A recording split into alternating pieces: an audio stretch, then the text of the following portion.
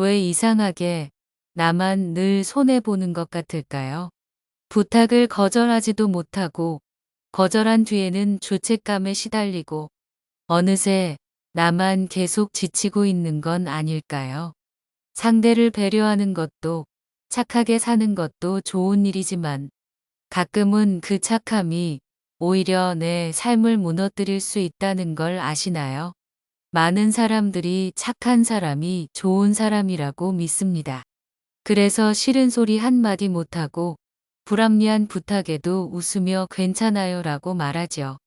하지만 이 착한 사람 콤플렉스는 시간이 지나면 필연적으로 인간관계의 피로감과 자존감의 손상으로 돌아옵니다. 저도 한때는 부탁 하나 거절하지 못하는 사람이었습니다. 싫어도 웃으며 받아들이고 속으로는 끙끙 앓았죠. 그런데요. 어느 날 문득 알게 됐습니다. 그렇게 하면 결국 누구도 행복하지 않더라는 사실을요. 오늘의 주제는 거절 못하는 사람들의 3가지 착각입니다. 이 영상이 여러분의 인간관계에 따뜻한 전환점이 되길 바라며 지금부터 시작하겠습니다. 첫 번째, 거절 못하는 사람은 착각 속에 산다. 거절을 못하는 사람들은 흔히 이런 말을 입에 달고 삽니다. 내가 한 번만 참으면 되잖아. 그 사람이 나쁜 의도로 부탁한 건 아니니까. 나까지 거절하면 그 사람 힘들잖아. 이 말들 모두 어디서 나온 걸까요? 겉으로 보기엔 배려와 이해로 포장돼 있지만 그 밑바닥에는 깊은 착각이 깔려 있습니다. 그 착각이 무엇이냐고요? 바로 좋은 사람이 되기 위해서는 남의 부탁을 거절하면 안 된다는 생각입니다. 하지만 이 생각은요, 삶을 오래 지속할 수 없는 불균형한 인간관계의 출발점이 됩니다. 다른 사람을 도우며 사는 삶은 분명 가치 있습니다. 하지만 모든 부탁을 다 들어줘야 한다. 거절은 곧 나쁜 사람이라는 뜻이다. 라는 믿음은 나의 삶을 갉아먹는 독이 될 수 있어요. 착한 사람 콤플렉스는 어디서 시작되었을까요? 어릴 적부터 우리는 이런 교육을 받아왔습니다. 남을 도와야 좋은 아이야. 싫다고 하면 못된 애가 되는 거야. 선생님 말씀, 어른 말은 무조건 들어야지. 문제는 이런 교육이 자라면서도 계속된다는 겁니다. 회사에 가면 선배 말은 따라야지. 친구 사이에선 그 정도도 못해줘. 가족 사이에선 내가 참아야 집안이 평화롭잖아. 이렇게 거절은 자연스럽게 이기적인 행동으로 낙인 찍히고 그 반대, 즉 모든 걸 받아들이는 사람은 점점 더 착한 사람으로 여겨지게 되죠. 그러나 현실은 냉정합니다. 착한 사람이 인정받는 것이 아니라 자기 주관이 있는 사람이 존중받는 사회입니다. 좋은 사람이라는 착각은 위험합니다. 거절을 안 하면 나는 좋은 사람이고 누군가에게 필요하고 그래서 외롭지 않을 거야. 이 생각은 참 그럴싸해 보이지만 현실에선 이렇게 됩니다. 계속 부탁을 들어주다 보면 나의 에너지는 계속 소진됩니다. 또한 사람들은 당연하게 여깁니다. 저 사람은 늘 해주는 사람이야. 어느 순간부터는 고마워하기보단 당연히 해야 할 역할로 굳어집니다. 이쯤 되면 이제는 거절하고 싶어도 못하게 됩니다. 왜 갑자기 태도가 달라졌어? 그럼 그동안은 왜 다 받아줬는데? 오히려 내가 나빠진 사람처럼 보이게 되는 역효과가 생기죠. 착한 척을 계속하느라 진짜 내 감정을 무시하게 되고 결국 나는 점점 작아집니다. 거절하지 못하는 사람의 공통된 심리는 무엇일까요? 거절을 못하는 사람들에게는 몇 가지 공통된 심리가 있어요. 상대가 나를 싫어할까 두려워합니다. 또한 내가 거절하면 상대가 무너질 것 같다는 착각을 하고 거절하면 외톨이가 될 것 같다는 불안감을 느낍니다. 하지만 이 모든 건 상대가 아니라 나 자신의 상상 속에서 만들어진 두려움이에요. 실제로 거절을 했을 때 상대는 실망할 수 있지만 그건 잠깐의 감정입니다. 오히려 나를 존중하는 사람은 나의 솔직한 표현도 존중합니다. 문제는 우리가 거절을 못하는 것이 상대 때문이 아니라 내 안의 착각과 불안 때문이라는 사실을 모른다는 거예요. 당신의 경계를 어떻게 지켜야 할까요?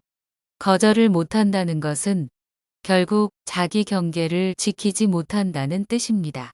경계란 나와 타인의 사이를 건강하게 만드는 선입니다. 이 선을 긋지 못하면 타인은 계속 그 선을 넘고 나는 그걸 허용한 채 착한 사람이라는 껍질 속에 갇히게 됩니다. 하지만 진짜 건강한 인간관계는 서로의 경계를 존중하는 데서 시작합니다. 그리고 그 경계는 미안하지만 이번엔 도와주기 어려울 것 같아. 이 한마디에서 시작됩니다. 그 한마디가 나를 더 단단하게 만들고 상대에게도 나라는 사람의 선을 알려주는 계기가 됩니다. 착각에서 벗어나야 진짜 관계가 시작됩니다. 거절 못하는 사람은 자주 말합니다. 나는 그냥 남들이 편했으면 좋겠어요. 하지만 그 말의 이면엔 내가 불편해져도 괜찮다는 의미가 숨겨져 있어요. 그 관계는 결코 오래가지 못합니다. 왜냐하면 편한 쪽만 계속 편하고 희생하는 쪽만 계속 지쳐가니까요. 지금까지 그런 관계를 유지해왔다면 이제는 스스로에게 이렇게 말해줘야 합니다. 내가 거절한다고 해서 나쁜 사람이 되는 게 아니다. 내가 지키는 선은 나를 위한 사랑이다.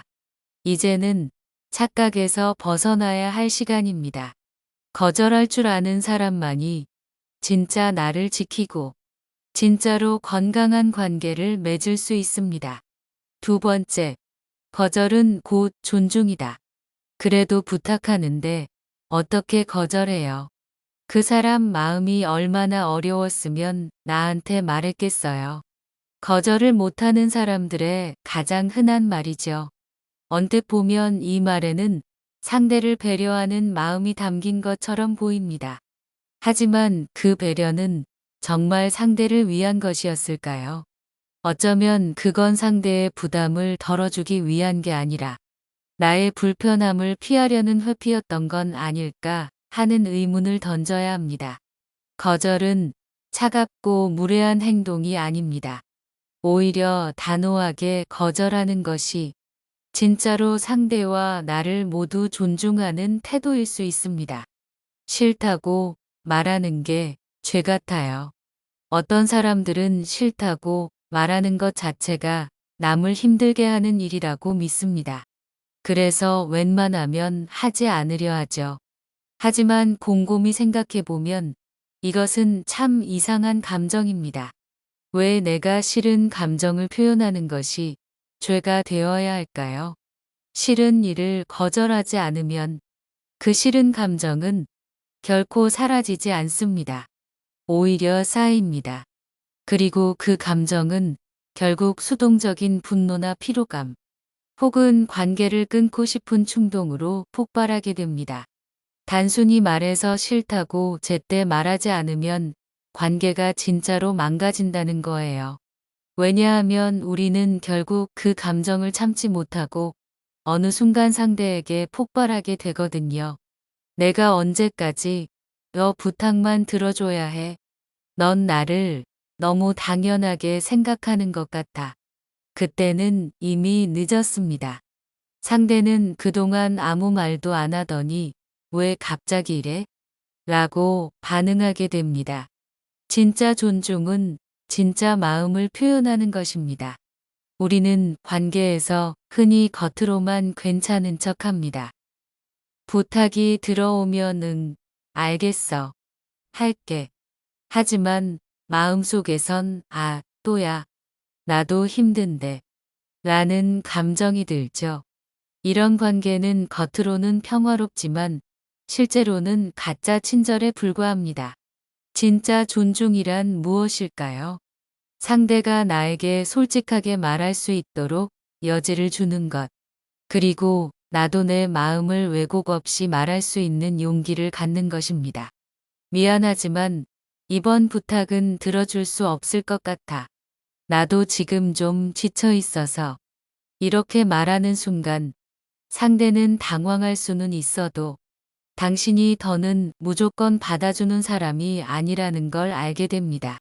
그리고 서로의 경계를 인정하는 관계로 한 걸음 더 나아가게 됩니다. 거절은 관계의 중심을 다시 잡는 일입니다. 거절은 단순히 관계를 끊는 말이 아니라 관계를 재조정하는 말입니다. 우리는 종종 관계가 삐끗하는 것을 두려워합니다. 그래서 다 들어주면 원만하게 지낼 수 있을 거야. 라고 착각하죠. 하지만 그렇게 할수록 관계는 기울어진 판이 되어 갑니다.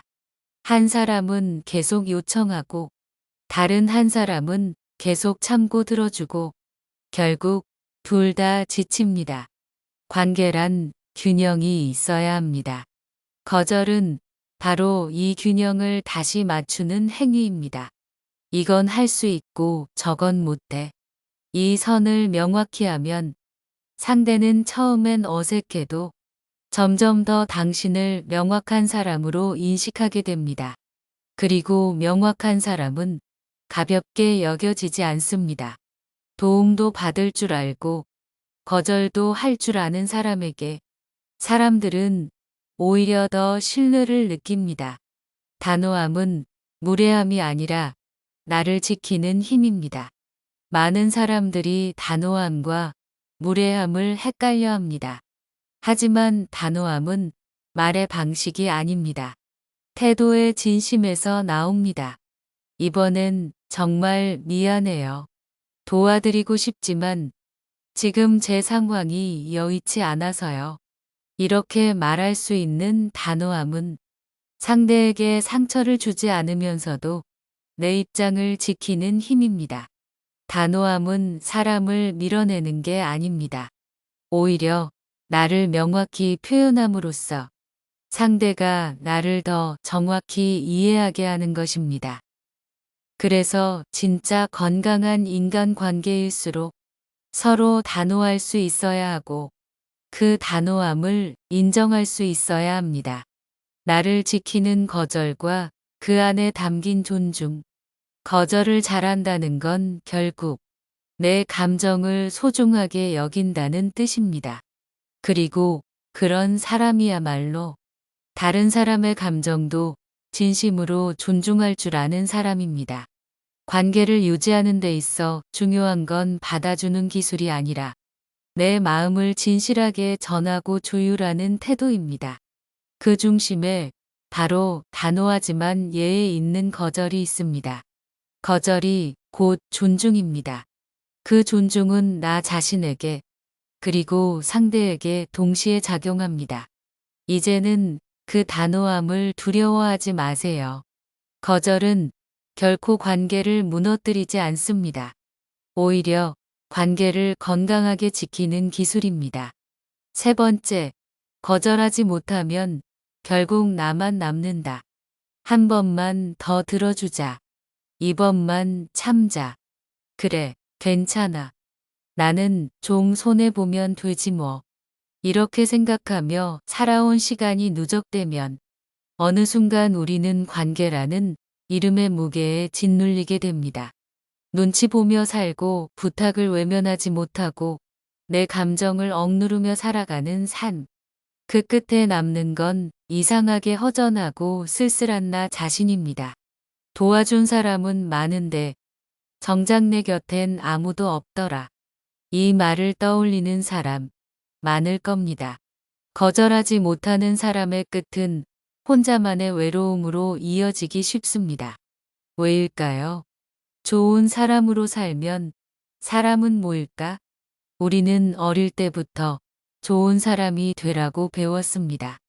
양보하고 배려하고 도와주고 그런 사람이 사랑받는다고 믿었죠.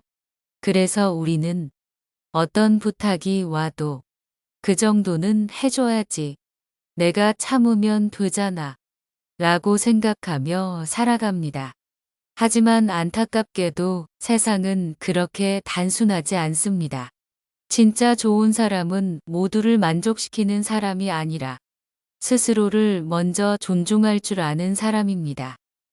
거절하지 못하고 늘 들어주는 사람은 처음엔 주변에 사람이 몰릴 수 있습니다.